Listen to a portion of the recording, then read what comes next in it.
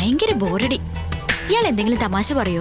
Carrying house in my head എന്ന് പറയുന്ന ഒരു യൂസേജിനെ ഉള്ള കളിയാക്കലാണ്. ഇതൊക്കെ എന്തിനിവിടെ പറയാൻ പോകുന്നു? അല്ല, ഒരു കണക്ഷൻ കിട്ടിയപ്പോ നമ്മളൊരു ഭാഷയിൽ ഗവേഷണം പൂർത്തിയാക്കി ഒരു PhD സ്വന്തമാക്കിയ ശേഷം നമുക്ക് ആ ഭാഷ നന്നായി കൈകാര്യം ചെയ്യാൻ പറ്റുന്നില്ല എന്നുള്ള ഈ വിമർശനത്തെ ഗൗരവമായി എടുക്കേണ്ടതുണ്ടോ? അത് ഉത്തരം പറ. അത് പറങ്ങട്. നീ ഇപ്പൊ ചോദിച്ചതേ ഒരു ആദ്യം ഊള ആൻസറാ. ഞാൻ പറഞ്ഞതിൽ എന്തെങ്കിലും ഒരു ഗ്രാമർ മിസ്റ്റേക്കോ ഒന്നുമില്ല. എന്താ എന്തുപറ്റി? നന്നായി പറഞ്ഞു. എനിക്ക് ഒറ്റ സങ്കടം മാത്രമല്ല, ഇവര് പ്രൊഫസറാണ്, ഇവര് പഠിപ്പിച്ച കുട്ടികളെ കൊടുത്ത് ഓർത്താണ് എനിക്ക് ഭയങ്കര സങ്കടം. ഒരു എഡ്യൂക്കേഷൻ മിനിസ്റ്റർക്ക് എഴുതവും പഠിക്കവും തെരിയണമെന്നില്ല.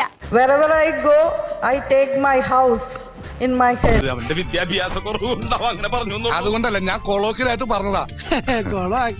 പിന്നെ ഞാൻ പറഞ്ഞ ചില പ്രയോഗങ്ങൾ മനസ്സിലാക്കാൻ മാത്രം അവരിങ്ങോട്ട് മുന്നോട്ട് വന്നിട്ടില്ല. ഞാൻ പറഞ്ഞ ചില പ്രയോഗങ്ങൾ മനസ്സിലാക്കാൻ മാത്രം അവരിങ്ങോട്ട് മുന്നോട്ട് വന്നിട്ടില്ല. സാർ സീരിയസ് ആയിട്ട് പറഞ്ഞാണോ അല്ലെങ്കിൽ നമ്മള് പുതിയതാണോ? ഒരു വെൽക്കം ടു ഊട്ടിയും നൈസ് ടു മീറ്റ് യുവും കൊണ്ട് നിങ്ങൾ പിടിച്ചു നിൽക്കുമെന്നൊക്കെ അറിയാം. പക്ഷെ ഇവിടെ ഒരു പ്യൂണോ ക്ലർക്കോ ആകണമെങ്കിൽ പോലും ഇംഗ്ലീഷ് വ്യാകരണം ഉൾപ്പെടെ പഠിച്ച് പരീക്ഷ എഴുതി പാസ്സായി ജോലിക്ക് കയറുന്ന കുറെ ആളുകളുണ്ട്.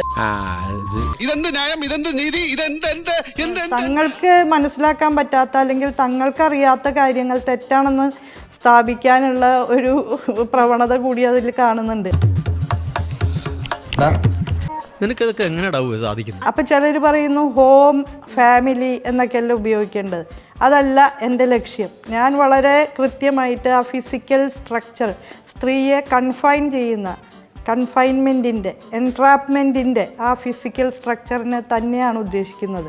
വല്ലതും പിടികിട്ടിയ ഭയങ്കര അർത്ഥമായി നിനക്ക്. നിങ്ങൾക്ക് ഇവിടെ ഭരിക്കാൻ വിവരവും വിദ്യാഭ്യാസവും ഇംഗ്ലീഷും ഒന്നും ആവശ്യമില്ല എന്നറിയാം. എന്നാലും ഞങ്ങളെപ്പോലുള്ള ആളുകൾക്ക് നാണക്കേടുണ്ടാകുന്ന വിധത്തിൽ നിങ്ങൾ പബ്ലിക്കിൽ ചെന്ന് നിന്ന്, പ്രത്യേകിച്ച് കേരളത്തിന് പുറത്തുള്ള ഏജൻസികളുമായിട്ട് ഇംഗ്ലീഷിൽ ആശയവിനിമയം നടത്തുമ്പോൾ ഞങ്ങളുടെയൊക്കെ ഒരു അവസ്ഥ കൂടി ഒന്ന് പരിഗണിക്കണം. ശ്രീമതി ആർ ബിന്ദു അത് ഇടയ്ക്കിടയ്ക്ക് എന്താണ് സ്വന്തം വകുപ്പെന്നൊന്ന് ആലോചിക്കുന്നത് നന്നായിരിക്കും. ഒരു ക്ലാസ്സിൽ 4 കൊല്ലത്തിൽ കൂടുതൽ പഠിക്കാൻ ഒക്കത്തില്ല എന്ന് നിർബന്ധം പിടിച്ചപ്പോൾ ഞാൻ എന്തോ ചെയ്യും? ഇങ്ങനൊരു ട്രോളും വിവാദവും ഒക്കെ ഉണ്ടാവാൻ കാരണം ഇതിൽ എന്താണെന്നാ ടീച്ചർ വിചാരിക്കുന്നത്? അല്ല, എന്നാലും കയ്യിലിരിപ്പ് ശരിയല്ല.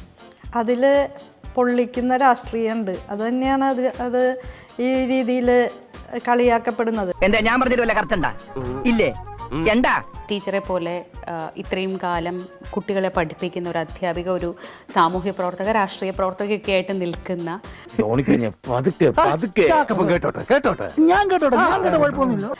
അങ്ങനെ ഒരാൾ, അതായത് വളരെ ചെറുപ്പം തൊട്ടേ സ്വന്തം സ്പേസിനെ ഡിഫൈൻ ചെയ്തിട്ടുള്ള ഒരാളാണ്.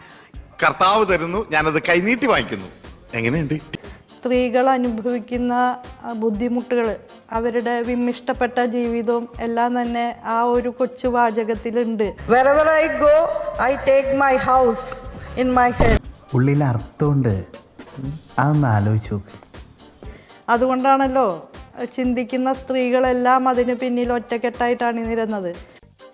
നിന്നോട് ആര് പറഞ്ഞു ഈ വിട്ടിത്തം? ചേട്ടൻ എന്നെ കുറിച്ച് നാട്ടിലൊന്ന് അന്വേഷിച്ച് നോക്ക്. ഒരു ഇലക്ഷൻ നിന്നാ പുഷ്പം പോലെ ജയിച്ചു പോരും. അത്രയ്ക്ക് നല്ല പേരാ എനിക്ക് അവിടെ.